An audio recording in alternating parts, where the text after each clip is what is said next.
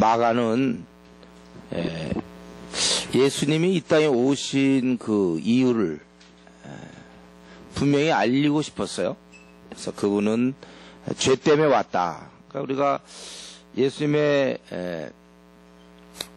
예수님이 누군가를 알려고 할 때 마가가 가장 이렇게 관심을 가졌던 것은 그분은 죄 문제를 해결하기 위해서 오신 분이다. 그것을 우리 1장에서 이미 우리가 살펴봤고, 계속돼서 2장에서도 그런 면을 이제 이런 각도 저런 각도에서 얘기하는데, 이번에는 이제 중풍병자를 고치시는 사건을 통하여 그것을 말씀하고 있습니다. 이제 수일 후에 또 예수께서 다시 가버나움에 들어가시는데 집에 계시다는 소문이 들렸다는 거예요. 그래서 많은 사람들이 오게 되었고, 그런데 한 중풍병자가 이제 자기 친구들 4명이 그를 들고 예수님께 찾아온 거예요. 그럼 뭐 누가 보더라도 그건 뭐 명확하죠. 중풍병을 낫게 하기 위해서. 그리고 이 중풍병자는 상황이 심한 것을 알 수 있죠. 4명이 들고 왔다. 부축받아 온 것이 아니라 제대로 움직이지 못하는 뭐 거의 식물인과 비슷한지도 모르겠어요. 그런 사람을 데려왔는데 문제는 사람이 너무 많다는 거예요. 그래서 어떻게 들어갈 수가 없어. 그래서 생각하다가 그 지붕 위로 올라가죠.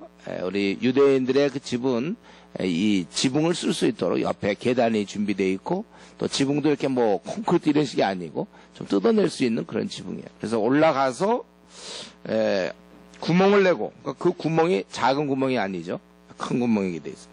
중풍병자가 누운 상을 그대로 달아내리니까 예수님께서 이런 상황을 봤을 때, 그건 누구라도 제정신이라면 그럼 무슨 말을 했을까요? 이러한 중풍병자가 찾아왔을 때, 그래 너 나았다, 이렇게 중풍병 너 나아라, 뭐 이렇게 얘기할 건 당연한 거 아닙니까? 중풍병자 그 친구들이 중풍병자 더나 병 고치는 걸 알고 있는데 당연히. 그런데 예수님께서 하신 말씀은 그 말씀이 아니었어요. 죄사함을 받았다, 이런 말을 한 거예요. 그러니까 이것은 참 전혀 기대하지 못했던 바로 그런 얘기였고, 그 순간이 아마 그 중풍병자도 의식이 있었다면은 이상하게 생각했을 거고, 중풍병자의 친구들도 이상하게 생각했을 것이고, 거기에 모여있던 사람들, 무리들도 왜 저러시나 그럴지 모르겠어요. 그리고 그 중에 또 한 사람, 바로 서기관들, 그들의 마음에 생각하기를 이런 말이 어디 있는가? 죄를 사한다? 이건 하나님만이 하시는 일인데 이 사람이 어째서 이렇게 신성을 모독하는가? 하나님처럼 하는가? 그렇게 생각했다는 거예요.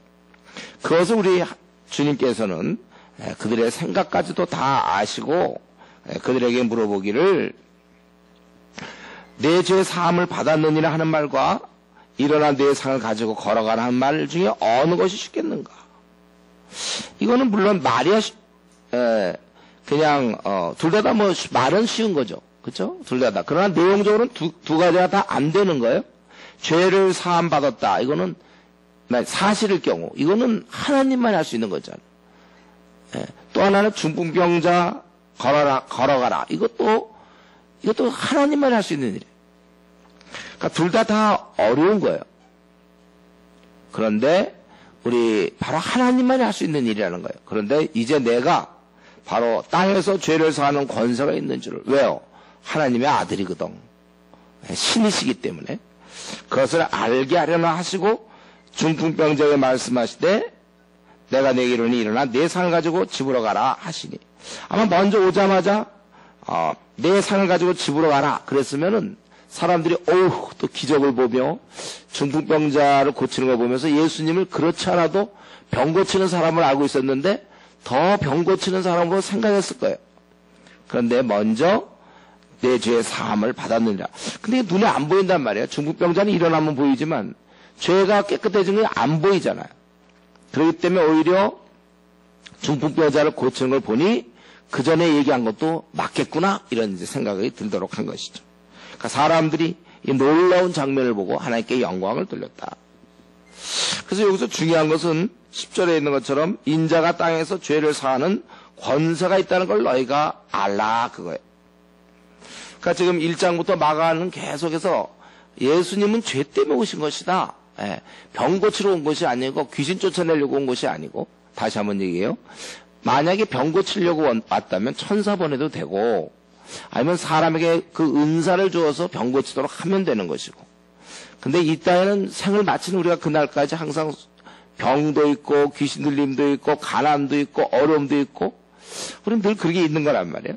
그 문제를 해결하는 것이 아니라 근본적인 문제, 하나님을 떠나 있기 때문에 생기는 이 문제를 해결하기를 원하는 거예요. 제가 제 책에 쓴 것처럼 땅에서 나무가 뽑혔을 때 그 나무의 시들어감을 막아보려고 뭐 수액 주사도 놔보고 뭐 거기에다가 뭐 색도 칠해보고 뭐 맑은 공기를 불어넣고 뭐 온도를 줘봐야, 온도를 잘 이렇게 맞춰서 살게 해줘봐야 그건 궁극적으로 그 나무는 썩어져 가는 거예요.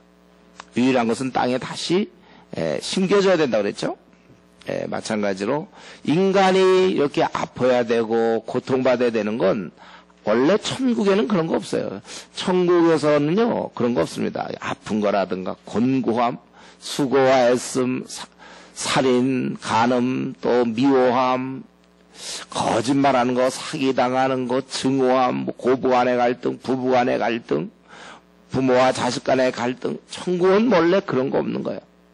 또 불치의 병. 그런데 우리가 이 땅에 왔기 때문에 됐고, 이 문제를 해결하기 위해서 예수님이 오셨다는 것을 다시 한번, 이 마가는 이 사건을 아마 수많은 사건인데 그중에 이렇게 뽑아서 이걸 보여주고 있는 거예요. 그래서 우리는 이 사건을 통해서 우리가 알아야 될 것은 이 땅에 사는 모든 사람들은 죄의 병을 앓고 있는 거구나. 이걸 여러분 아셔야 돼요. 그런데 사람들이 이 병을 몰라요. 그것은 영적인 거기 때문에 그냥 눈에 보이는 육신이 못 움직이고 육신의 이런 문제 이것만 알고 있지 이걸 모른단 말이에요. 그리고 자기가 정상인 것처럼 생각해요. 그러니까 이 중풍병자는, 사실 이 중풍병자는 어떤 사람입니까? 중풍병과 죄의 병, 이 죄병이라고 합시다. 죄병, 중풍병, 죄병 이 두 가지를 갖고 있는 거고, 이 중풍병자의 그 친구들은 그냥 원래는 죄병만 갖고 있는 거예요. 죄병. 그러니까 우리는 보통 사람이다 할 때 그 사람은 한 가지 병만 갖고 있는 거예요. 바로 죄악의 병. 그리고 이런 중풍병자처럼 육신의 병도 갖고 있는 거예요. 그래서 우리는, 그러니까 예수님께서 보셨을 때 모든 인간을 볼 때는 다 기본적으로 죄의 병이 있고, 들어가서 이런 중풍병이라든가 뭐 암이라든가 무슨 결핵이라든가 그런 병이 하나 더 붙는 거고, 우리는 그런 병이 없는 사람을 건강한 사람이라고 보는 것이고, 주님이 볼 때는 여전히 죄의 병을 갖고 있는 불쌍한 자로 보는 것입니다. 그러니까 예수님이 이 땅에 오신 것은 바로 이 무섭고 보이지 않는 이 죄의 병을 고치러 오신 것입니다. 이 땅에 오신 것은 육적인 환자를 부르러 온 것이 아니라, 그럼 병원 차리면 되죠. 예수님이 병원 차리려고 한 게 아니에요. 그리고 천국에 들어갈 때는 환자도 들어갈 수 있는 거예요. 건강한 자만이 들어갈 수 있는 것이 아니라 환자도 들어갈 수 있는 거예요, 천국은. 근데 그건 건강하든 병이 나든 상관없는데, 천국에 들어가는 것은 영적으로 건강하지 않으면 들어갈 수 없는 것입니다. 그러니까 우리 주님이 이 땅에 오신 것은 바로 그 영적인 병자들을 고쳐주려고 이 땅에 오셨다는 것입니다. 그러니까 지금 우리 지금 본문에서도 다시 한번 느끼는 건 뭡니까? 예수님은 지금 이런 죄를 고치는 데 관심을 갖고 있는데, 사람들은 병 고치는 데 더 관심을 갖다는 거예요. 큰 것은 놔두고 작은 것에 매달리고 있다. 어제 말씀드린 것처럼 이런 몸 안에 암은 있는데 암 고칠 생각하고 콧물 나는 것만 신경 쓰고 있단 말이야. 암이 더 무섭던데 콧물 어떻게 하면 닦을까? 어떻게 하면 여드름을 요걸 좀 없애볼까? 암이 있다니까. 우리는, 저와 여러분 누구나 다 이러한 영적인 이런 죄병을 갖고 있는 거예요. 여러분, 이런 죄의 심각성을 우리 알고 있습니까? 우리는 이것을 가볍게 볼지 모르지만, 그리고 자기는 양심대로 살았다는 얘기하면서 뭐 어떻게 천국 가겠지 이런 얘기 할지 모르지만, 주님은 이 문제를 아주 중요하고 심각하게 보기 때문에 이러한 사실 중풍병자 누가 보더라도 제일 급선무는 빨리 중풍병 낫는 거 아닙니까? 그럼에도 불구하고 먼저 죄병을 말씀하고 있는 것입니다. 여러분, 이런 면에서 우리 주님은 이렇게 죄 문제가 해결되기를 심각하게 생각하고 계시고 이 문제를 해결해 주려고 그러는데 지금쯤 우리는 어떻습니까? 여러분들이 죄 문제가 다 해결됐습니까? 예? 여러분 다 치료받았어요? 이 죄 문제에 관해서는 아주 괜찮습니까? 이제 나는 정말 뭐 감기 걸렸다 감기 나면 이제 감기 났어 이런 것처럼 죄 문제 확실하게 여러분 치료받았습니까? 혹 아니라면 죄 문제를 치료받으려고 지금 애쓰는 중입니까? 이 둘 중에 하나 해야 돼. 죄 문제가 확실히 치료됐거나 아니면 이 수련회 와서 나의 갖고 있던 이 죄 문제를 치료받거나 이렇게 애쓰고 있어야 되는 것입니다. 또 우리는 이 주님처럼 주님이 중풍병자를 만나자 먼저 죄 문제를 언급한 것처럼 우리도 이 땅에서 만약에 내가 죄 문제 해결된 사람이라면 누구든지 어떤 사람을 만나게 되든지 간에 그 사람을 만날 때 이 사람이 죄 문제가 해결됐는가 안 되었는가 그럼 이것부터 해결해야 되는 거예요. 예. 의사가 병원에 온 환자들 이 사람 딱 그 무슨 병을 보고 고치려고 하는 것처럼 우리는 이 땅에서 이제 죄악의 죄 문제를 해결한 사람은 누구나 다 이제 다른 사람들이 이 죄 문제가 해결됐는가에 관심을 가져야지. 예. 친구 사귀기를 원하고 그 사람과 어떤 교류 또 그런 거 아예 생각도 안 하고 그냥 과친구, 재밌는 친구, 뭐 좋은 뭐 가정이 어떻고 뭐 이런 그보다 더 중요한 것은 그 사람이 이 죄 문제를 해결했는가. 여기 우리도 주님처럼 관심을 가져야 되는 것입니다. 이 죄 문제를 해결하러 오신 이 주님께서 지금 보니까 또 계속해서 레위를 부르고 있죠. 13절에서부터 17절까지 보니까 또 지나가시다가 이제 알페오의 아들 레위가 세간에 앉아 있는 것을 보시고 그에게 이르시되 나를 따르라 하시니 일어나 따르니라 이렇게 되어 있어요. 여기 세관에 앉아 있다. 그 당시에는 그러니까 매국노죠. 동족의 그러한 재물을 탐하여 막 착취해서 로마 제국에 좀 갖다 주고 다 먹는 이 세리들. 그래서 당시에 죄인이다 그러면 세리와 창기 가장 대표적이었어요. 그러니까 레위는 세관에 앉았어요. 그런데 예수님께서 그를 나를 따르라 그렇게 했다는 거예요. 근데 우리가 아는 대로 이 레위가 택함 받을 이유는 하나도 없어요. 왜 레위가 예수님의 택함을 받아야 되죠? 우리는 그런 이유를 따질 수 없어요. 그러나 예수님이 불러주셨다는 거예요. 이 레위가 누구예요? 이 마태잖아요. 마태. 예. 이 마태복음을 쓴 예수님의 12제자 중에 한 명이 이제 되는 거예요. 이가 12사도가 되고 온 인류의 구원을 위한 주님의 사역을 계승하여 다시 그들도 이 온 민족에게 복음을 전하는 바로 그러한 인물이 이제 되는 것입니다. 그러니까 그 집에서 앉아 잡수일 때 이것은 교제를 얘기하는 것이죠. 많은 세리와 죄인들이 예수와 그의 제자들과 함께 앉았으니 이는 그러한 사람들이 많이 있어서 예수를 따르라. 바로 요 모습 15절에 있는 거. 많은 죄인과 상관하고 있는 예수의 모습 요것 때문에 오신 거거든요. 예수님이. 이건 축소판이에요. 바로 모든 인류와 상관하시는 예수님께서 이 땅에서 세리 죄인들과 함께 어울리는 것은 사실 시청각 교육이죠. 이들을 비방하고 있는 이 바리새인과 16절에 나오는 세계관들도 그 자리에 원래 들어가야 될 자들이에요. 근데 이제 자기들은 상대적으로 착하다고 생각하고 그래서 자기들은 의인이라고 생각했지 죄인이라고 생각하지 않았어요. 그래서 그들은 왜 예수께서 죄인 및 세리들과 함께 잡수는 것을 보고 그의 제자들에게 이르되 어찌하여 세리 및 죄인들과 함께 먹는가? 다시 한번 우리 분명하게 주님이 이 땅에 오신 목적 나는 죄인을 부르러 왔노라. 주님이 이렇게 말씀했다는 것입니다. 자, 우리는 주님이 말로만 한 게 아니라 실제적으로 정말 이 죄인을 구하기 위해서 이 땅에 오셨다고. 예. 그래서 그들과 함께 지내는 이런 모습을 보는 거예요. 그래서 우리가 소망이 있는 거예요. 우리 형편없는 고집세고 교만하고 우리가 정말 제정신 못 차리고 그러한 나도 주님께서 나도 불러주신다. 이걸 깨달아야 되는 거예요. 우리 좀 전에도 얘기했지만 사실 이 레위가 선택받아야 될 이유는 아무것도 없어요. 근데 이 레위는 선택받았고 그래서 복된 자가 되어서 주님께 부름받아서 의미 있게 살다가 죽었습니다.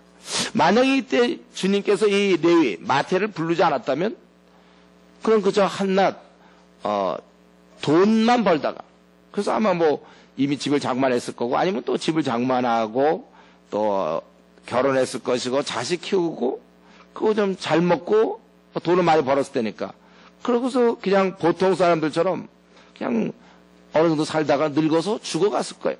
그게 바로 레위라는 인물의 원래 운명입니다.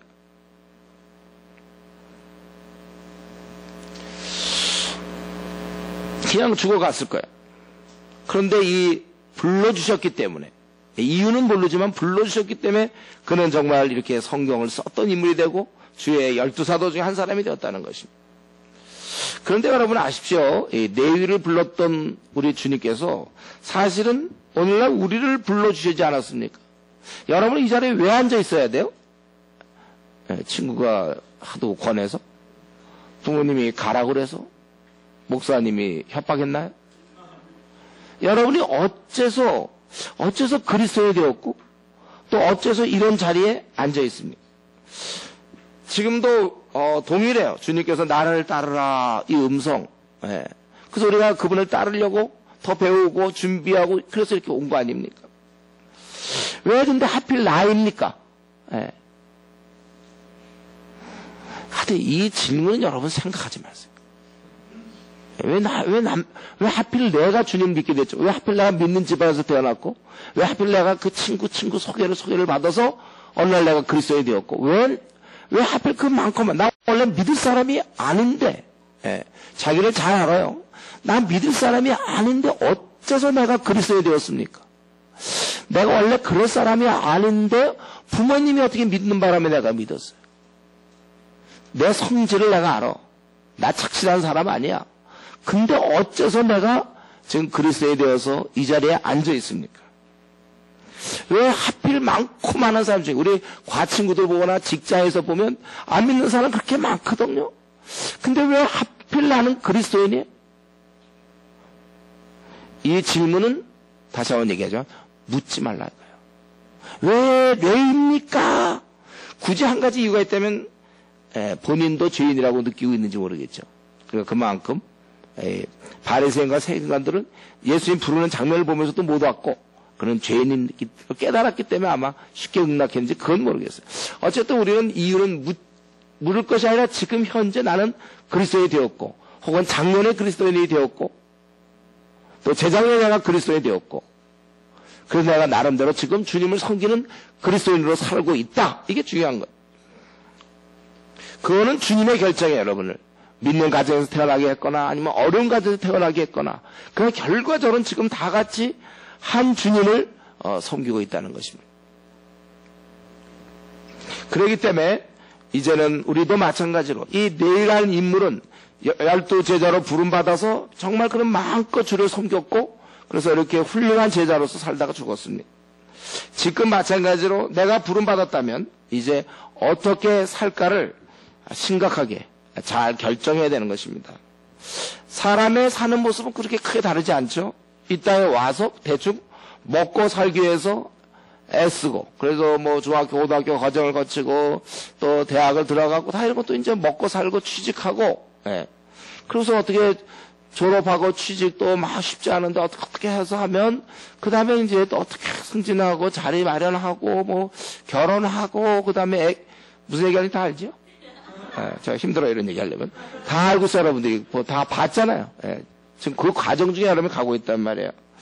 여러분 그 애쓰다 늙어 죽는 거예요. 왜 먹고 살아야 하는지 수많은 사람이 답을 못 갖고 있어요. 우리 주위의 직장인들 친구들 보세요. 왜 이렇게 먹고 살아야 왜 이렇게 뛰고 있는지 분명한 답이 없다는 거예요. 여러분 여러분은 이 시간에 마음을 정하세요. 이렇게 살지는 않겠다. 내가 이렇게 살다 죽지는 않겠다. 이 결심을 하세요. 제가 대학 시절에 주님께 돌아온 이후로 내가 평범하게 살다 죽지는 않겠다. 내가 두려웠던 게 그거였어요. 평범하게 살다가 죽을까 봐. 남들처럼 남들처럼 살다 죽을까봐 보여주고 있잖아. 그들은 대충 이렇게 해서 자기 실력 쌓아서, 예? 일 잘해서, 그러면 연봉이 많이 받겠죠? 그러면 그만큼 사회적 지위도 좋아지고, 그래서 결혼도 좀 하면, 그러면 이제 좀 더 좋은 집, 좋은 아파트에서 하고, 또 좋은 큰 차를 타야 될 것이고, 그리고 자녀를 낳으면 좀 마음껏 공부도 시키고, 뭐 따뜻한 집에 살고, 그리고 그냥 그렇게 사는 거야. 그렇죠. 그 직이 자꾸 올라가고, 그렇게는 내가 살지 말아야 되겠다. 제가 굳게 아주 결심했댔어요. 여러분들, 우리가 이제 이런 세상 사람들과는 다르게 살아야 돼. 그들이 대부분 10이면 9이 그렇게 하는데 우리가 쫓아가는 것이 아니라 우리는 역류해야 돼, 시대랑. 나는 좀 다르게 살아야 되겠다. 예. 그래서 딱 한 번뿐인 인생, 그들이 보여주는 그 모델, 예? 그거 따라가지 마세요. 그거는 배를 위한 거예요. 성경의 것처럼 배를 위함이라. 예. 딱 한 번뿐인 인생, 여러분 이제 죽을 때, 이제 앞으로 50년 안에, 중학생이 있으니까 60년 안에 우리가 생을 마칠지 몰라요? 눈 감을 때 말이죠. 눈 감을 때, 예. 눈 감을 때 내가 그렇게 얘기해야 돼. 자기 가족들 보는 데서 내가 다시 태어나도 이렇게 내가 살다 죽었을 것이다. 나는 참 후회 없다. 예. 그래서 이제 내가 이제 생을 마치면 나에게는 의의 면류관이 준비되고 주님의 칭찬이 있을 것이다. 그렇게 자녀들하고 얘기하는 사람, 이게 승리자입니다. 요 얘기 못하고 대부분 죽어요. 후회하면서 죽는 사람 많아요. 그런 말도 못하고 죽는 사람도 있을지 몰라. 유서를 쓸 때라도 너도 나의 길을 가라. 너도 이렇게 살아라. 후회 없이 살아라. 우리는 바로 이것이 이제 비전이죠. 비전이 있어야 돼요, 여러분. 이거 뭐 너무 많이 제가 얘기한 것이죠. 젊은 날에 자기 비전이 있어야 이거 빨리 잡아야 돼, 빨리. 예. 이 비전을 딱 잡아야 되는 거예요. 요걸 잡고 그걸 향해서 뛰는 거예요, 여러분들. 그러니까 빨리 뛰어서 좋아요. 우리 공부도 고3 2학기 때 하는 것보다 고3 1학기 때 할수록 좋은 거고, 고2 때 공부할 수 있으면 더 좋은 것이죠. 그렇죠? 아무도 유리한 거잖아요. 고1 때 하면 그건 더 좋아요. 제 친구 중에 고등학교 때 고1 때 올라가면서 또 그냥 3년 동안 공부하는 애가 있어요. 대부분 애들은 고2 때 좀만 공부하는데 고1 때부터, 예. 고1 때부터 벌써 공부하는 애가 있어요. 콧대 그때 막 터뜨리면서 공부하더라고. 예. 지금 교수 됐어요. 저희 교수 됐어요. 우리가 이 비전을 가능하면 20대에 붙잡아야 돼. 그래서 이걸 향해서 뛰어야 돼서, 그래서 어떤 사람은 외국에 유학도 가야 되고, 어떤 사람은 가면 안 돼, 외국에 유학을. 또 어떤 사람은 이 공부를 해야 되고, 어떤 사람은 그 공부하면 안 되고, 어떤 사람은 이 비전 때문에 한국에 머물러야 되고, 어떤 사람은 한국에 있으면 안 돼. 예, 이거. 어떤 사람은 이 비전 때문에 막 25에 결혼해야 되고, 어떤 사람은 40에 결혼해야 될지 모르단 말이에요. 각각의 길이 달라. 이걸 꽉 쥐고 있어야 돼요, 여러분들. 그래서 내가 이거 갖고 딱 살겠다. 좌로나 우로나 치우침 없이 하나의 비전을 향하여 내가 일하다가 전 인류를 위해서 일하다 내가 또 주님의 빛나는 이름을 위해서 영광을 위해서 내가 내 생을 던지겠다. 이 정도 돼야 되는 거 아니에요? 알카에다 말이죠. 예? 반미 투쟁을 위해서 뛰어들 때만 젊은 사람들 뛰어들 때 자기 목숨 다 벌고 뛰어드는 거죠. 여러분에게 비전이 있어야 돼요. 그래서 이번 비전이 아직 목사님 없습니다. 그래서 제가 얘기하는 거예요. 이런 수혜를 통해서 기도해서 도대체 내가 왜 지금 이렇게 살고 있냔 말이에요. 향방 없이 방향 없이 살면 안 돼요, 여러분. 그렇다 보면 방향이 없고 비전 없는 사람은 어떻게 사는지 알죠? 남들과 비슷하게 살아요. 저 정도는 뭐 굳이 신앙 없어도 저 정도는 살아. 그런 사람이 대학을 들어가면 다른 대학생과 비슷해. 차이가 안 나. 같이 놀면 같이 놀고, 남들이 뭐 옷 같은 거 입으면 같이, 남들 머리 스타일이 입으면 자기도 머리 스타일 따라하고, 그들이 뭐 놀면 같이 놀고, 노는 방식도 비슷해. 여러분, 그런 거 부러워할 거 하나도 없습니다. 남들은 뭐 머리를 어떻게 하고, 옷을 뭐 어떻게 입고, 뭐 귀걸이를 하고, 목걸이를 뭐 하고, 형제 얘기요, 형제들. 목걸이 하고, 뭐 이런 거, 옷도 뭐 이렇게 찢어진 거 입고, 그런 거야.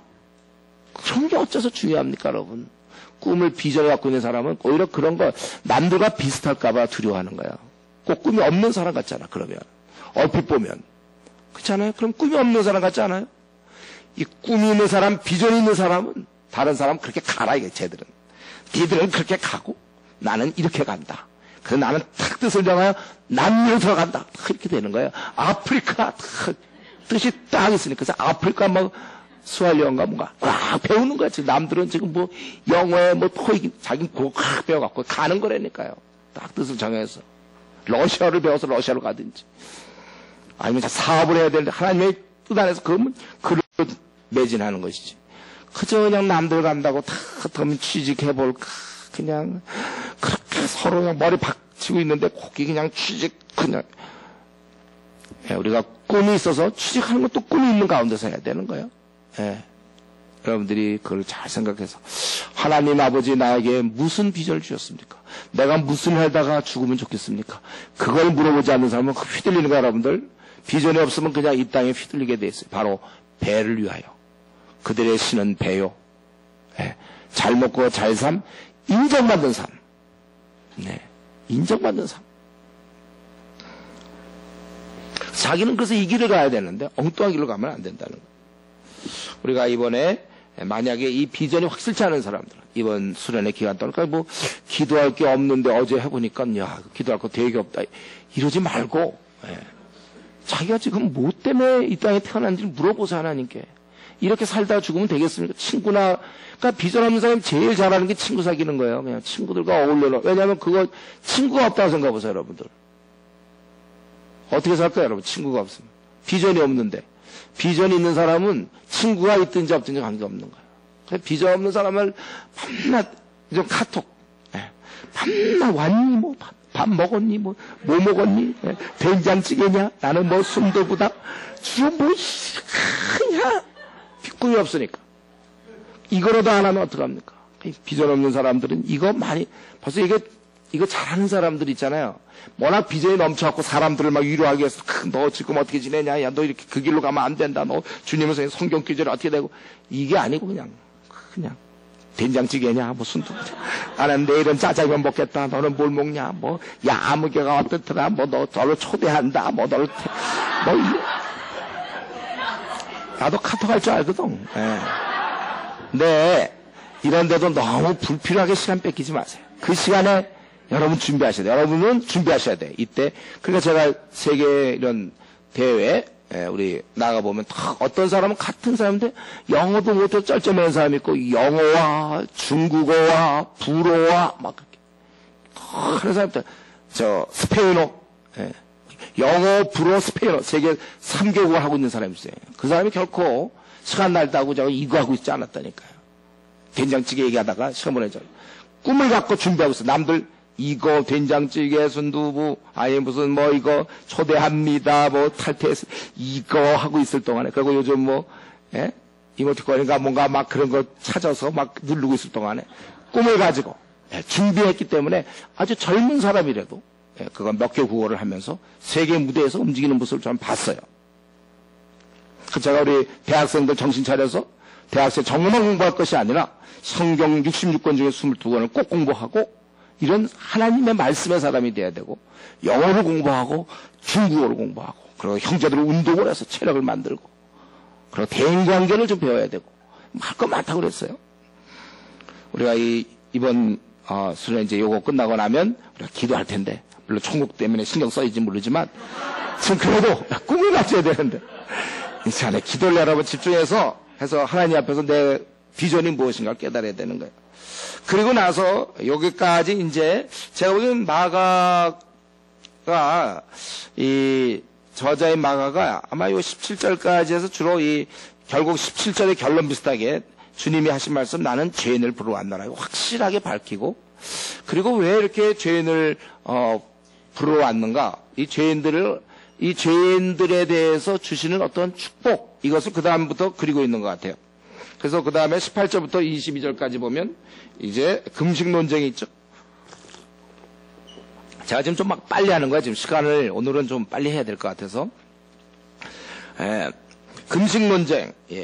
왜 요한의 제자 바리새인들이 금식하고 있는지라. 근데 제자들한테 와갖고 왜 당신의 제자들은 금식하지 아니합니까? 제자들 금식 안 한다고 이들이 뭐라 그러는 거예요. 그럴 때 예수님께서 하신 말씀은 혼인집 손님들이 신랑과 함께 있으면서 금식할 수 있는가? 예, 너도 생각해봐라. 여러분, 막 그런 금식이라는 건 자기 죄를 뭐 통회하고 자복하고 하나님 앞에 좀 겸비하고 막 어떠한 그런 죄를 회개한다든가 좀 뭐 그런 건데, 예, 좀 어떤 어려운 문제가 있을 때나 하면 종교적 예식으로 금식하는 건데 지금 신랑이 있다. 혼인집에 신랑이 있어. 뭐 신부도 있겠고 아마 혼인집 그 분위기 알겠죠, 여러분들. 근데 여러분 가끔 말이야 어떤 결혼식장에 갖고 그냥 거기 앞에 앉아서 꼭 물어보세요. 예. 그게 어울립니까? 결혼식장 가갖고 그냥 한탄하며 그냥 몇 사람 모여갖고 앞에서 물어보세요. 나 결혼하려고 그러는데 아니면 결혼 그런 분위기에서 그건 이상하잖아요. 지금 신랑이 와 계세요. 바로 그리스도죠. 예. 주님께서 근데 있을 동안 어떻게 금식할 수 있겠느냐 제자들이. 그러나 빼앗길 날이 이르니 바로 이제 주께서 이 땅을 떠나실 때, 예, 또 우리 주님 없이 우리가 이렇게 해야 될 현실적으로 그럴 때가 있을 것이다 이거예요. 그러니까 지금 주님과 함께 있음으로 행복하는데 그때 우리가 주님이 떠나신다면 그때 금식해도 늦지 않는 거예요. 지금은 즐거워야 되는 거예요. 우리가 만약에 어떤 미아가 어떤 엄마를 잃어버렸다가 어느 날 몇 년 만에 엄마를 많이 만나보세요. 그럼 그 행복한 순간이잖아요. 엄마 만나놓고서 그냥 물론 감격해서 울 수는 있지만 그냥 계속 엄마랑 같이 있으면 집에 돌아가면 즐겁고 행복해야 되는데 계속 한 달씩 울어보세요. 엄마가 어떻게 되겠어요? 우리가 이 주님이 오셨는데 우리가 그럴 수 없다는 거예요. 그리고 지금은 아는 대로 21절, 예. 또 한 가지 중요한 이유는 지금 시대가 바뀌었잖아요. 구약시대 때 종교적 행사였어요. 그것을 우리를 자꾸 돌아보고 하나님 앞에 우리를 겸비하게 하고 어떤 필요에 의해서 금식도 하고 그건 종교적 행사였다는 거예요. 근데 새로 도래한 메시아 시대는 이제 그 방법이 아니잖아요. 이제는 다른 방법으로 새 시대는 새로운 방법으로 주를 섬기게 돼 있기 때문에 그렇다는 거예요.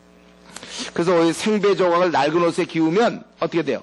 생배 조각을 잡아당긴단 말이에요. 그걸 이제 물에 한번 빨면 확 잡아당기니까 오래된 것이 다 헤어짐이 더하게 되는 것이고, 또 새 포도주는 새 부대에 넣어야지. 새 포도주를 만약에 낡은 가죽 부대에 넣으면 어떻게 됩니까?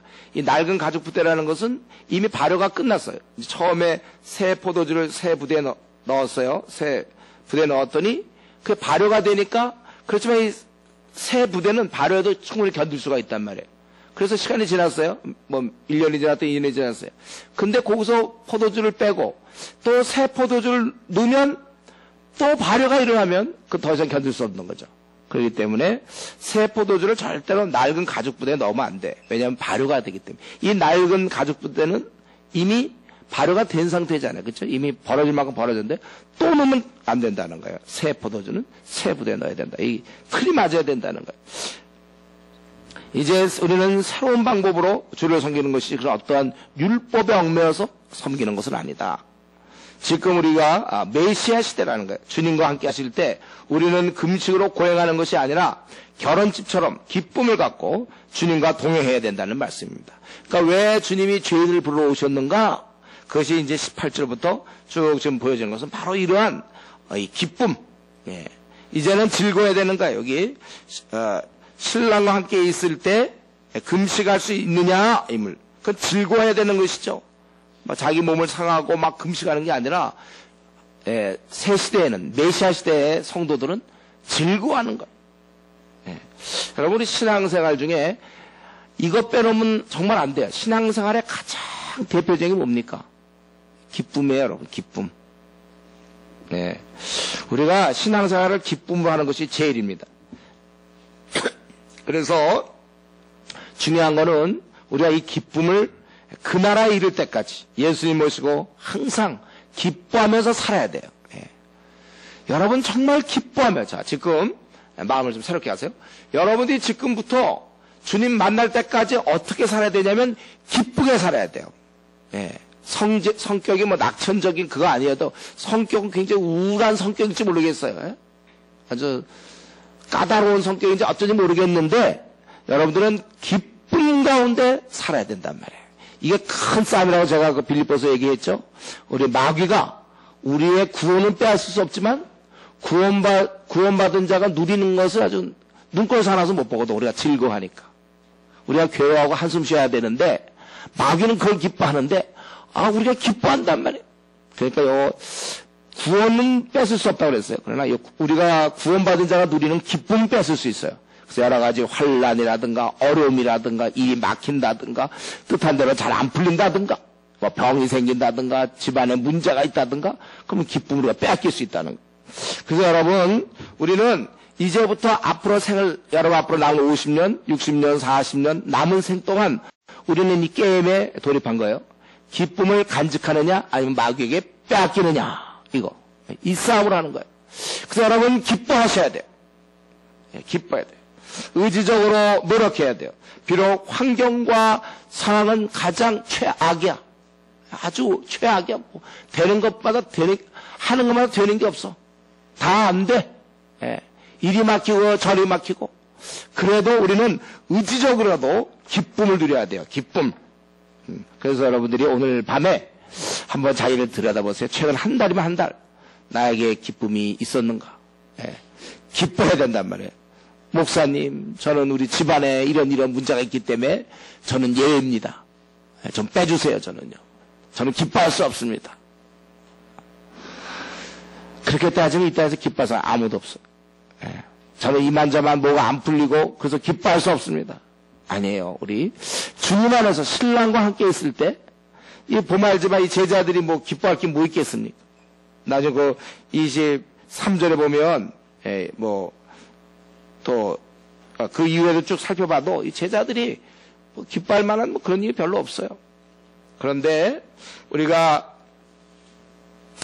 이 기쁘게 살아야 되겠다. 성경에 있는 것처럼 너희가 항상 기뻐하라. 그거는 결단이에요, 여러분. 의지적으로. 이 정도 상황이면 옛날에 같았으면 내가 푹 가라앉았을 거예요. 잠수 탔을 거예요. 그래도 기뻐하는 거예요, 여러분들. 어떻게 기뻐하시겠어요, 여러분들? 네. 또 회의하는 사람이 이거 대답을 할까 말까. 기뻐할 거예요, 여러분들? 네.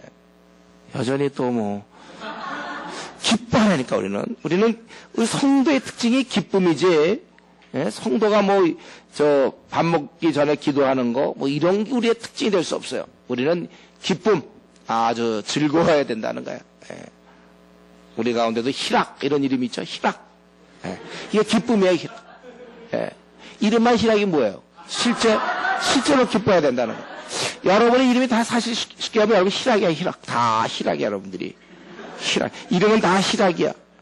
근데 막 우라고 쓰면 차라리 우울이라는 이름이 낫지. 근심, 우울. 우리가 희락이야. 희락, 기쁘죠, 우리가. 주님 만났으니까. 요거 70년짜리, 80년짜리 생 지나고 나면 영원한 9천억만 년 곱하기 늘 얘기하죠. 9천 조배라고 그랬죠.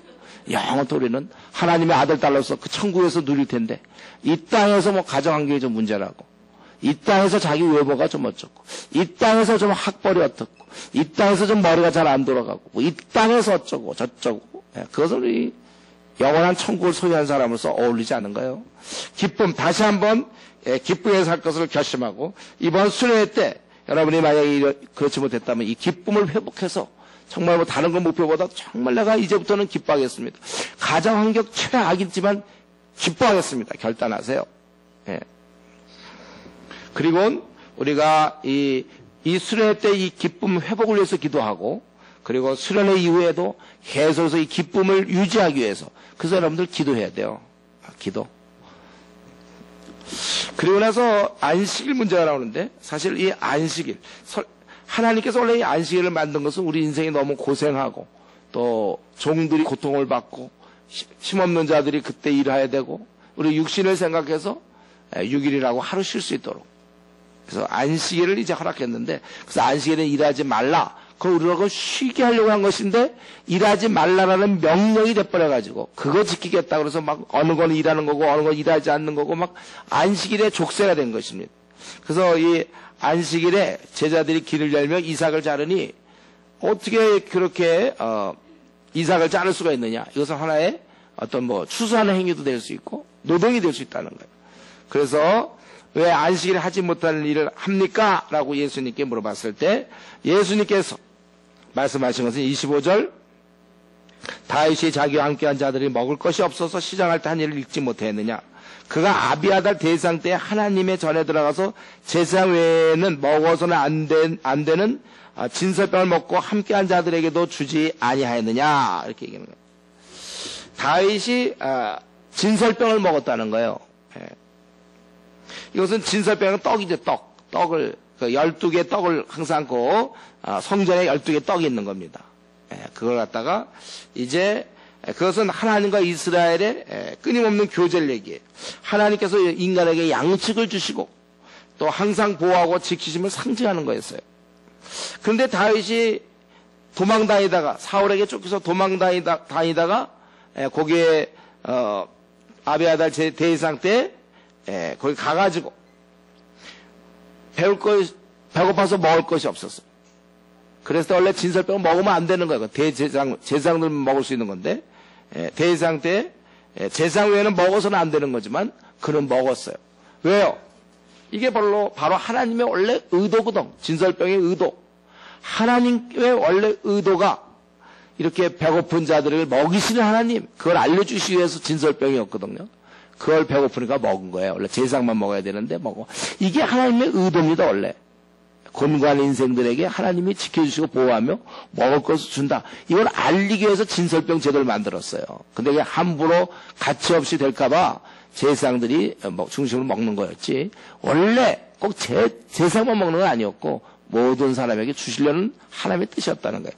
바로 그런데 다윗이 굶어 죽게 생겼으니까 그걸 먹었단 말이에요. 그래서 마태복음 9장 13절에 내가 궁의를 원하고 제사를 원치 아니한다. 지금 이 안식일에 이들이 이삭을 자르고 아마 이삭을 또 비벼 먹었는지 모르겠어요. 이들이 이렇게 했을 때 그걸 일로 보는 것이 아니라 이 안식일 자체가 사람을 위한 것이다 이거예요. 하나님이 원래 곤고와 인생들에게 이걸 주시고 그러면서 더 큰 의도가 있어서 하나님께서는 너희들이 이 땅에서 수고와 애씀 아니냐. 너희들에게는 안식이 있다는 걸 알려주신 거예요. 천국. 원래 우리가 천국에 살던 자들 아닙니까? 우리가 다 천국 백성들. 근데 그만 아담과 하와가 타락하여 우리 인간은 지금 실낙원의 땅에서 태어났고 여기서부터 우리는 많은 고난을 겪는 거예요. 여러분 지금 사는 게 공고한 거예요. 돈이 없어서 힘든 사람도 있고 또 머리가 좋지 않아서 공부 못해서 학교에서 인정받지 못하고 또 부모님 잘못 만나서 그저 밤낮 부모한테 얻어맞는 사람도 있을 거고 또 부부간에 사이가 안 좋아서 부모님 간에 그 힘든 사람도 있고 뭐 비교 대상인 사람도 있고 외모 문제 무슨 키 때문에 자기의 어떤 여러 가지 문제들. 그래서 우리는 수고와 애씀의 이 땅을 가고 곤고한 땅을 가고 있는데 이와 인생에게 안식이 있음을 알려주려고 안식을 제정하신 겁니다. 하나님께서 이 안식을 주신 거예요. 곤고한 인생에게. 원래 우리는 안식을 누릴 존재지만 타락하여 지금처럼 이렇게 힘든 생을 살아가고 있다는 거예요. 그래서 그날을 소망하며 영원한 안식을 우리가 기대하게 되는 것입니다. 이런 면에서 예수님께서는 바로 안식일의 주인이 되는 거예요. 안식을 주시는 주체가 되시는 것입니다. 그분 안에 온전한 안식이 있는 거고 진짜 안식은 여러분 6일 하고 하루 쉬는 거 주말에 쉬는 게 진짜 안식이 아니라 천국의 안식이 진짜 안식이에요. 안식을 갖게 하는 분이 바로 주님인 것입니다.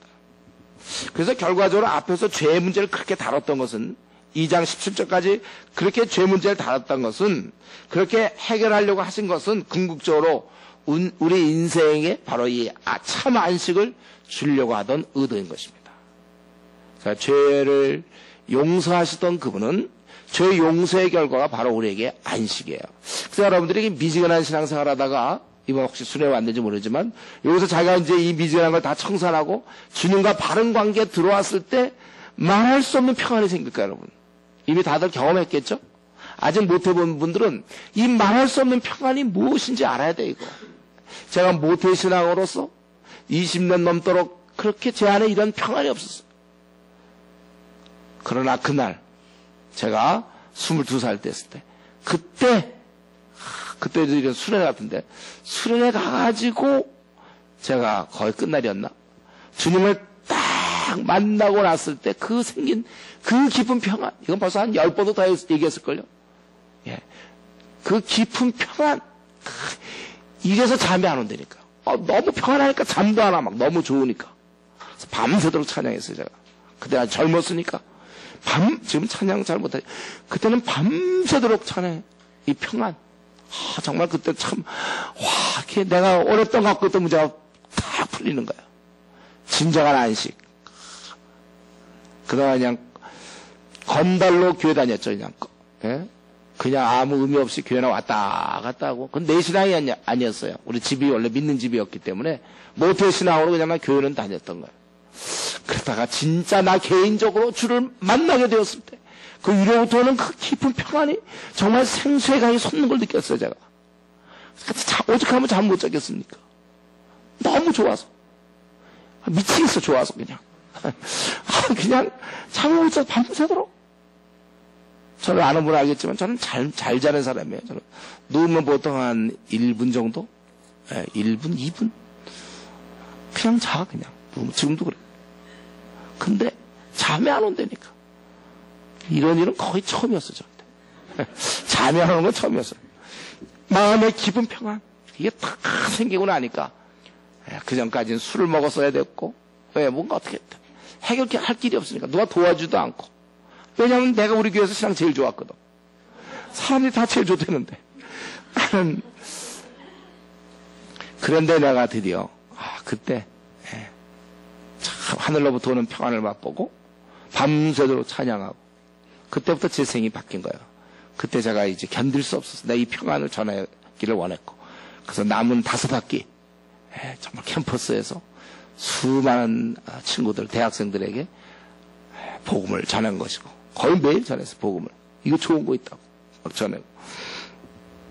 이 안식, 결국 주님 만나기 전까지는 참된 안식이 없습니다. 쾌락은 있어요, 쾌락. 세상에 주는 어떤 정욕적인 쾌락, 어떤 물질적인 만족, 자기가 원하는 대학에 들어가는 거, 이건 다 자기가 원하는 물건을 구입한 거. 순간순간 그건 목말라. 너희가 이 물은 다시 목마르려니와 내가 주는 것은 다시는 목마르지 않고 배에서 생수의 강이 흘러나리라. 주님이 하신 말씀 진짜예요. 주님 만났을 때. 그러니까 세상 사람들은 더 쾌락을 내니까 다음 단계에서 결국 마약으로 갈 수밖에 없는 거예요. 자기를 좀 온전하게 만들 수가 없으니까. 좀 돌아야 되니까. 술도 한계가 있어. 술 취해서 몽롱해봐야 그 깨면 머리만 아프고 아무것도 아니고. 나중에 이제 마약까지 손대는 거죠. 삶이 또 어떤 섹스, 성에 대해서 그것만 성적으로 해결하면 못할 것 같죠? 절대로 안 돼. 여자친구가 있으면 해결될 것 같습니까? 남자친구가 있으면 해결될 거라고 생각하나요? 갈등만 더 많어. 자기 인격이 지금 준비 안 됐는데 자기가 여자친구 사귀면 뭐가 제대로 되겠습니까? 남자친구 자기가 지금 자기 문제도 해결하지 못해 쩔쩔매는데 자기가 남자친구 사귀면 무슨 해결이 됩니까? 그러니 이제 더 큰 싸움만 벌어지지. 더 큰 아픔만 생기고. 우리가 이런 면에 있어서 진정한 이 시대에 이 삶에 있어서 지금 나름대로 삶을 살아오는데 진정한 안식은 그분 안에 있다는 거예요. 그분을 만난 자마다 안식을. 제가 그때 대학 시절에 누렸던 그 안식이 지금 30년이 넘도록 지금까지도 계속 제 마음에 그 깊은 평안이 아직까지도 있기 때문에 제가 이렇게 산다고 제가 얘기했잖아요. 그래서 제가 목사도 되고 이런 일을 하는 거예요. 우리 주님께서 이렇게 죄 문제를 해결하기 알고 보니까 우리로 하여금 참 안식을 주시려고 이렇게 했다는 것입니다. 우리는 이 땅에서 이 공고한 인생을 어쩔 수 없이 살아가지만 그러나 우리는 안식을 누릴 기회가 있고 방법이 있는 사람이에요. 바로 주님 안에서. 이제 우리도 6개월 전 혹은 1년 전, 2년 전 언젠가 우리가 생애 한가운데서 주님을 알게 되었어요. 그렇다면 이제 우리는 안식을 누려야 되는 것입니다. 더 이상 방황 끝났습니다. 여러분. 주님 만나는 순간 방황이 끝나는 거예요. 진정한 휴식이 그분 앞에 있었던 것입니다. 그래서 이제는 우리는 주님을 만났다면 매일의 삶에서 이를 누리는 일만 남았어요. 매일매일 이것을 누려야 되는 것입니다. 아까 그 기쁨, 이런 평안, 마귀가 요걸 노린다니까요. 딴 거 안 노려, 요거 노려. 평안, 요 기쁨만 뺏어가면 그리스도인은 끝이야. 딱 그거 기쁨, 평안만 뺏으면 끝나. 이거 뺏기면 안 돼, 여러분들. 어떤 방법을 쓰더라도 뺏기면 안 돼.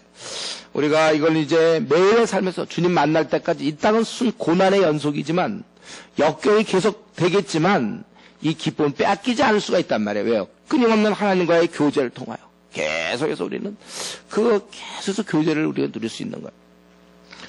다시 마귀에게 빼앗기지 않도록 늘 우리가 경계해야 되는 것입니다. 세상의 헛된 욕심에 빠지거나 어떤 쾌락과 유혹에 넘어가 우리가 미지근한 신앙을 가질 것이 아니고 우리가 신앙을 굳게 지켜서 마음의 평안을 누려야 되는 거예요. 지금 이 시간에 한번 스스로 한번 자신에게 물어보세요. 목사님이 지금 말하는 그 평안 저에게 있습니다. 맞습니다. 저는 그거를 이제 발견했고 그래서 저는 정말 행복합니다. 이렇게 여러분 대답할 수 있습니까? 그럼 감사한 거예요. 그렇다면 오늘 이 저녁에 기도할 때, 이 밤에 기도할 때 이 평안 나 다시 뺏기지 않도록 죽을 때까지 내가 끝까지 평안을 유지하면 저는 지금 30몇 년째 계속 유지하고 있잖아요. 예? 비결이 있다고 그랬어요. 이거는 바로 말씀과 기도 생활이에요. 이거만 하면 되는 거예요, 여러분들. 그러니까 저는 이 평안을 빼앗기지 않았어요. 지금까지. 기쁨도 빼앗기지 않았어요. 예. 그러니까 이렇게 살고 있죠, 제가. 빼앗기는 걸 정상인 것처럼 생각하지 마세요. 예. 빼앗기지 않고 살아요. 우리가 꼭 길 가다 넘어지는 게 정상입니까? 안 넘어지고도 잘 지내잖아요. 우리가 항상 요거 기쁨과 평안을 잘 간직하고 요거를 어떻게든지 빼앗기면 돼요. 보물을 갖고 있어야 돼요, 여러분들. 날마다 생수의 강이 넘쳐 흐르고 보물을 탁 갖고 있어야 되는 거예요. 빼앗기지 마세요. 그동안 최근 한 달을 돌이켜볼 때 좀 우울한 사람이 있었습니까? 그 빼앗긴 거예요. 근심, 걱정, 염려 다 이거를 빼앗는 아주 사탄의 무게, 근심, 걱정, 염려 이런 것들. 그래서 하지 말라고 그랬죠. 제가 근심, 걱정. 계속해서 사실은 이제 이런 평안과 기쁨 이런 걸 계속 얘기하는데 이제 그럼에도 불구하고 여전히 사람의 관심은 3장에 들어서면 여기 보니까 다시 회당에 들어가시 한쪽 손 마른 사람이 거기 손을 못 움직이는 사람이 있다는 거예요. 사람들이 예수를 고발하려 하여 안식일에 그 사람을 고치시는가 하고 주시하고는 있거늘. 이 손 마른 사람에 대해서 좀 주님이 안 고쳐주나, 저 손 마른 사람 불쌍하다, 손을 못 움직이는 장애인으로서 얼마나 불쌍할까 그 생각이 아니라 혹시 고쳐주나 보는 거예요. 고치면 그걸 고발하려고. 바로 안식일이니까. 그래서 안식일 논쟁이 지금 계속되고 있는 거예요. 이들은 예수의 병자를 고칠 수 있다는 것을 기정사실로 받아들이고 있어요. 단 안식일에 고치나 고치지 않나를 알아보려고, 고발하려고. 참 이미 사람이 이렇게 이제 아주 왜곡되어 있는 것이죠. 그래서 이제 이 고발하려는 자에게 예수님께서 이렇게 말씀하셨죠. 손 마른 사람에게 이르시되 한가운데 일어서라. 그러고서 그들에게 이르시되 안식일에 선을 행하는 것과 악을 행하는 것, 생명을 구하는 것과 죽이는 것 어느 것이 옳으냐? 그 답은 뭐예요? 그것은 선을 행하며 생명을 구하는 것이 옳습니다. 이렇게 대답해야 되거든 원래. 이건 유도성 질문이에요. 어느 게 옳으냐? 이거 쉬운 질문이죠. 안식일에 그랬더니 뭐라고 대답하기도 싫고 빨리 이 사람이 고쳐주기나 바라는 거예요. 그래서 그걸 고발하려고. 그래서 가만히 있으니까 우리 5절에 참 그들의 마음이 완악함을 보시는 거예요. 이들의 오직 관심은 선과하기 중요한 것이 아니고 이 고통받던 사람이 거기서부터 해방되는 것이 아니라 안식일에 일하는가 아닌가. 그래서 고발하려고. 그러나 우리 주님은 그들의 의도를 알지만 그를 고쳐주는 것입니다. 손을 내밀라. 그래서 그 손이 회복되더라. 그랬더니 바리새인들, 알고 보니까 바리새인들이었어요. 바리새인들이 나가서 곧 헤롯 왕과 함께. 원래 바리새인하고 헤롯 왕은 철저히 원수입니다. 바리새인은 이 로마에 대해서 아주 반로마적이에요. 이 헤롯 왕은 친로마적입니다. 바리새인들은 경건했고 헤롯 왕은 세속적이었어요. 근데 함께 예수를 죽이려고 하는 면에서는 한 마음이 되었던 것입니다. 조금 전에 이 안식일 논쟁이 계속되고 있는데 아까 23절에서는 제자들이 안식일을 범했다. 요걸 얘기하고 이제는 직접 3장에서는 선생님이 직접 범했다 이거예요. 그래서 그런 가운데서 이 하나님이 인간에게 주신 이 축복, 안식 회복을 이들은 오히려 반대하고 있는 것입니다. 근데 여러분 여기서 한 가지요. 이 사람들은 왜 이렇게 반응합니까? 왜? 이 사람들이 왜 이렇게 반응하죠? 모르기 때문일까요? 그게 아니라 이들은 하나님의 원하시면 관심이 없어요. 하나님 무엇을 원하는지는 관심이 없고 자기들이 지금 해왔던 전통, 그게 지금 침해당하는 것에 대해서 신경이 아주 예민해져 있는 거예요. 그래서 주님의 질문에 답하지도 않고 더구나 헤롯 땅과 함께 의논한다. 말도 안 되는 일들을 하고 있는 것은 그만큼 이들은 자기들의 전통, 하나님의 뜻을 알기보다는 자기가 해왔던 것들, 자기들이 하고 싶은 것, 이것에 더 관심이 있다는 것입니다.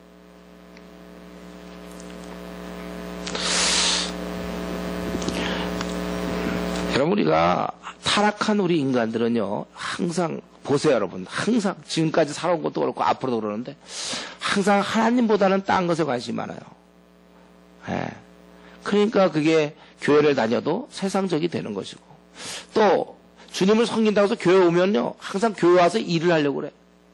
활동하기 좋아하는 사람들이 있어요. 하나님 말씀을 보는 것보다 뭔가 활동하는 걸 좋아하는 사람들이 있어요. 자기는 그러고 그 주를 섬기는 걸로 생각해요. 하나님의 뜻에 이들은 관심이 없고 자기들이 내세웠던 어떤 철학들을, 그거를 수호하고 섬기는 바로 또 다른 면에 있어서 우상숭배자예요. 자기들이 원하는 걸 따르는 자들이었단 말이에요. 여러분, 이런 것은 그 당시 사람뿐만 아니라 오늘날도 마찬가지죠. 우리가 하나님 섬기는 모습을 가만히 보면, 지금 교인들의 모습을 보세요. 교회에 나오는 사람들의 모습을 보세요. 그들의 중심에 하나님이 원하는 걸 내가 해야지, 이것보다는 자기가 지금까지 해왔던 신앙생활, 그냥 그걸 그냥 지키길 원하는 거예요. 그래서 모태의 신앙들은 주일날 11시 예배 절대 안 빠진다니까요. 그거는 꼭 해. 그러나 주님이 하라고 하신 전도를 한다든가 관심이 없죠. 그런 데는 너 자신을 드려라, 절대 관심이 없죠. 의의 무기로 드려라, 아이고 안 되죠. 그건 절대 안 돼. 내가 얼마나 아까운데 나를 드립니까? 절대 안 돼요. 이런 데는 관심이 없어요. 내가 해오던 방식, 그저 아침에 일어나서 잠깐 기도하고 자기 전에 잠깐 기도하고 식기도는 내가 하고, 그리고 주일 11시 예배 드리는 거. 주일날 저녁 예배가 있으면 그거 가는지 그거 모르겠어요. 수요예배 그건 보통 안 가는 거예요. 한국교회 그렇게 이미 공식이 있어요. 수요예배는 안 가는 걸로 돼 있어요. 따로 뭐 기도한다든가 이런 거 없어. 주일날 11시 예배고, 그나마 이제 대학부 같은데 뭐 자기가 이제 임원이면 조금 활동 좀 하는 거예요. 그래서 수련은 꼭 가고 사람들 뭐 가자고 하다가 대학부에서 이번 다 끝나고 직장 들어가면 그나마도 그런 거 잘 안 하는 거. 성경, 무슨 성경을 사모합니까? 갓난아이같이 순전하고 신령한 젖을 사모하라. 성경에는 우리가 그럼 이 하나님 말씀을 사모하라고 그랬는데 누가 성경을 봅니까? 여러분, 이런 면에 있어서 오늘날도 가만 보면 사람들이 자기의 그냥 신앙생활, 자기가 알고 있는 그 신앙생활을 고수할 뿐이지 정말 성경에서 예고하는 하나님의 뜻이 무엇일까, 그거를 찾고 마음을 다하여, 목숨을 다하여, 정성을 다하여 주님을 섬기라, 그렇게 되어 있는데 그런 자가 참 드물다는 거예요. 여러분, 우리가 사실 이 바리새인들과 우리가 다른 점이 없어요. 바리새인들은 자기들은 안식일을 뭘 못하는 걸로만 알고 있었고, 그거를 깨려고 하니까 하나님 뜻이 무엇인가 묻기도 전에 그거를 막은 것입니다. 그렇기 때문에 우리는 오늘 이 말씀 보면 다시 한번 우리의 신앙은 말씀에 기반을 두어야 된다. 자기 해오던 신앙생활대로 하는 게 아니라 그것만 고수할 것이 아니라 이 하나님의 말씀에 우리가 구축해야 된다는 거예요. 성경의 근거에서 우리가 신앙생활하도록 열심히 우리가 애써야 되는 것입니다. 여러분, 우리가 말씀을 연구하지 않는다는 건 결국 내 모든 삶의 기반이 하나님 말씀이라는 것을 부인하는 거예요. 우리가 고등학생들 말에 어떤 사회를 많이 본다. 그럼 사회 책이 있을 거 아니고, 사회 관계된 거, 시험의 범위, EBS 교재든지. 그러면 그거를 자세히 보고 연구하고 외우고 그 의미를 파악하고, 또 무슨 국어문 그런 거면 그 국어 그런 것도 마찬가지로 자기가 참고서 있으면 참고서를 잘 살피고, 또 수학이면 요즘 뭘 보나요? 정석을 보나? 그것도 풀어보고, 거기 나오는 문제는 다 자기가 알 수 있고, 이렇게 준비하잖아요. 그렇게 해서 보통 시험을 보는데, 우리가 정말 말씀대로 살기를 원합니까? 그렇다면 우리가 이 말씀이 뭐라고 써 있는가를 자세히 자세히 알고 여기에 맞춰 신앙생활하는 건 너무 당연한데, 제가 모태신앙으로 20년 동안 그걸 안 했다고 그랬잖아요. 말씀에 난 이걸 뭐 말씀을 보고 내 신앙을 구축한다고 생각하지 않았고, 그냥 내가 해오던 대로 그냥 주일날 보통 11시 예배예요. 그냥 주일날 11시 예배 가서 그냥 예배 한번 드려주고, 그리고 대학부 우리 모여가서 행사하고, 그러면 수련회 있으면 한 3박 4일쯤 가서 그냥 거기서 뭐 뜨겁게 하고 뭐 간식 먹고, 그럼 뭐 보통 끝나는 날 잠 안 자고 끝날이니까 뭐 며칠 하지도 않는데 벌써 오늘 끝날 마지막 날이다 그런 거 하고 뭐 캠프파이어 한다고 막 하고, 난 또 임원이니까 막 나무 구하러 다니고 막 그래서 뭐 이렇게 하고 뭐 그렇게 도대체 말씀에 대해서 내가 그렇게 무지해. 예. 우리가 정말 이 바리새인들도 결국 말씀을 하나도 모르는 거야. 자기들이 그냥 알고 있던 방식 그것 가지고 이렇게 해왔던 것입니다. 무엇을 알고 있는가가 너무나 중요해요. 내가 그동안 신앙생활 한다고 하면서 도대체 얼마만큼 나는 신앙이 1부터 100이면 성경 말씀이 1부터 100일 다 알아야 된다면 난 좀 얼마나 좀 성경을 알고 있는가. 66권 중에 내가 알고 있는 권수는 몇 권이나 됩니까? 그 내용이 얼마나 알고 있느냐 이거. 바로 깨닫는 게 그렇게 중요해요. 왜 나는 그렇게 행동을 하죠? 또 왜 나는 그렇게 행동을 하지 않습니까? 왜 나는 다른 사람과 왜 다르게 행동을 하는 건가요? 왜 나는 다른 사람과 똑같이 행동하는 그 이유가 뭐예요? 나는 왜 지금 이렇게 열심히 일하는 이유가 뭡니까? 나는 왜 이렇게 공부하는 이유가 뭔가요? 다 말씀의 근거를 가지고. 말씀을 그래서 여러분들이 열심히 사모해야 되는 거예요. 그래서 우리가 이런 수련회 제가 어쩔 수 없이 지금 2주 하지만 사실은 우리가 처음에 한 달 하지 않았습니까? 한 달. 말씀을 많이 봐야 돼. 언제부터 자꾸 줄어들고, 그래서 막 2박 3일, 3박 4일 수련회가 너무 많고, 그것도 1년에 한두 번밖에 안 하는데, 설교도 어떻게 하든지 짧게, 한 30분 이내로 끝내고, 그저 예화 많이 들어서 그저 재밌게 하고 끝내고, 이 말씀은 도대체요, 말씀을 읽어놓고 딴 얘기하고, 재밌는 얘기하고, 말씀 자체를 우리라도 연구해야 돼요, 지금. 이 시대에 말씀을 연구하는 사람들이 얼마나 되는지 모르겠는데, 우리가 이 말씀의 근거를 가지고 우리가 그렇게 살아야 된다는 것입니다. 어쨌든 지금도 마찬가지로 이 안식 논쟁에 의해서 주님 안에서 참된 안식이 있음에도 불구하고 이렇게 소외된 사람이 있다는 거예요. 그리고 끝으로 여기 7절부터 12절까지 주님께서 바다로 물러나가시죠. 왜냐하면 너무나 많은 사람이 쫓아왔어요. 갈릴리에서부터 거기 7절에 갈릴리에서 큰 무리가 따르며 유대와 예루살렘 또 이두메, 이건 남쪽 팔레스타인 쪽의 남쪽, 아주 저 맨 밑에 남쪽에 바로 이두메, 또 요단강 건너편, 또 두로는 그 위쪽이죠. 두로, 시돈, 갈릴리 북서쪽. 그래서 큰 무리가, 여기 7절에서는 큰 무리, 8절에서는 많은 무리가 그가 하신 큰 일을 듣고 나오느냐. 이들이 근데 그래서 이들이 너무 애워싸기 때문에 작은 배를 대기하도록 제자들에게 명하셨으니 너무나 많은 사람이 이제 왔다는 거예요. 그래서 이들은 이제 병 고침 받으려고 아예 통째로 그냥 뭐 부탁보다도 그냥 어떻게 하든지 예수를 만지고자만 하도 막 그래도 병이 낫는지 모르겠어요. 그냥 막 만지려고 서로 가서 자기 병 고쳐보려고 몰려왔다 그랬어요. 몰려왔다는 거. 수많은 사람들이 몰려왔어요. 왜요? 병 나보려고. 그러니까 제가 보기에 마가는 계속해서 중간중간 이걸 넣는 거예요. 우리 주님은 이렇게 안식을 얘기하고 있는데, 참 평안을 얘기하고 있는데, 그래서 죄사함 받고 평안을 얘기하며 천국 백성을 얘기하고 있는데, 사람들은 여전히 눈이 어두워서 이 땅에 있는 70년짜리 80년짜리 그곳에서 어떻게든지 좀 잘 지내보려고, 그저 병 고쳐보려고 몰려들고 있다는 것을 이렇게 대비시키고 있는 것입니다. 그래서 이들은 예수 그리스도를 만지고자, 어떻게 좀 만져서라도 이렇게 해봤다는 거예요. 그래서 예수님께서는 이것을 명기 위해서 배를 준비시켰다 이렇게 됐어요. 그러니까 예수 그리스도는 믿어야 할 대상인데도 이들은 만질 대상으로 생각하고 있는 것입니다. 바리새인들이 하나님 자기들이 생각하는 어떤 전통을 따르고 있다면 무리들은 능력을 따르고 있는 거예요. 하나님의 능력, 자신의 필요. 자기들이 지금 죄 문제를 해결해야 되는데 너무 핀트가 안 맞고 있죠.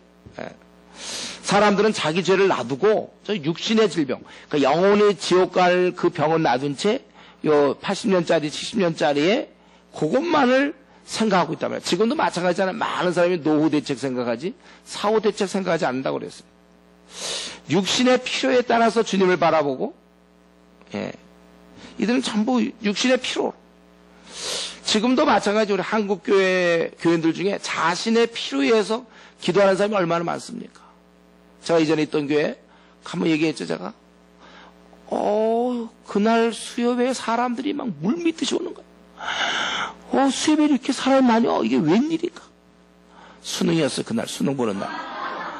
고3 학부 다 나타났어. 예. 하든지 그냥 실력은 좀 안 되니까 하나님의 은혜로 붙게. 그거 불교도 마찬가지야. 가면 그냥 불교 신자들도 다 몰려 절에. 보통 때 오지도 않다가 다 몰려서 빌고요. 하나님은 그런 대상이 아니에요. 예.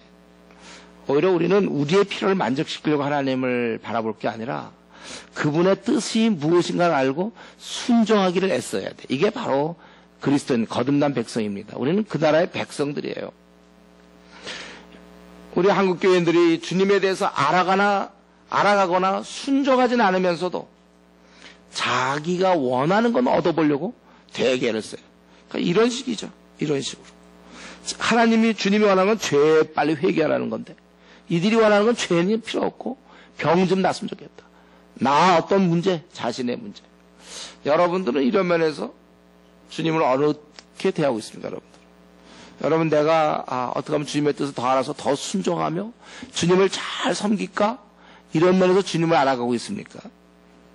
아니면 정말 이들처럼 내 필요와 나의 앞날, 내가 필요한 것들, 나의 만족, 나를 위로해 주시고 나에게 힘주고 어떤 항상 나를 위해서 내가 주님을 만나고 있는 것. 이들이 만질 대상으로 주를 바라본 것처럼 혹시나도 만질 대상으로 주를 바라보는 거 아닌지.